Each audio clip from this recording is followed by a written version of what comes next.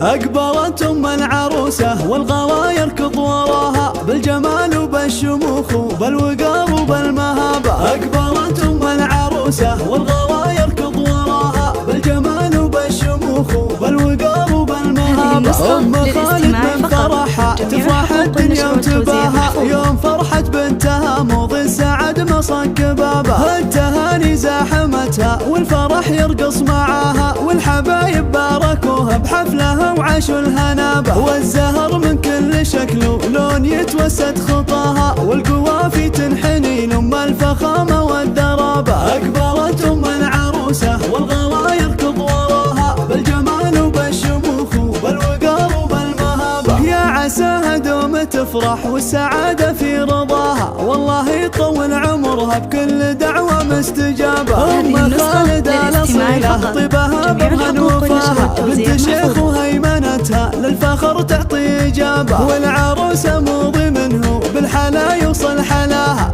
كلها زين وشموخ وذوق وما لها مشابه. أقبلت أم العروسة والغلا يركض وراها بالجمال وبالشموخ وبالوقار وبالمهابة. العيون شافت الطلة تنادي يا هناها الله يبارك لها ومن هالفرح دنك ترابه. مثل ورد فوق غصنه زينها عنق حياها الحلال وبان كله واحضرت شفنا انسحابه. بنت شيخ في عطاها كالمطر منه سقاها وخالد منها قابه فارق الهم وصعابه. أقبلت أم العروسة والغلا يركض وراها بالجمال وبالشموخ وبالوقار وبالمهابة. ولا اعتزت باخوانها كل على القمة خذاها هم رجال اقوال وافعال وشجاعة واستجابة. والخوات اللي ازعلت ورد ابتسامتهم كساها هذه ديمة في الشدايد هي لها ظل وسحابة. ونورها اللي نورها تلقاه في الدنيا ضياها وسارها اللي من مسرتها ما صابتها كابة. يا عسى الفرحة تدوم وما يفارقكم هواها والله يديم المودة والله يديم الرحابة. أكبر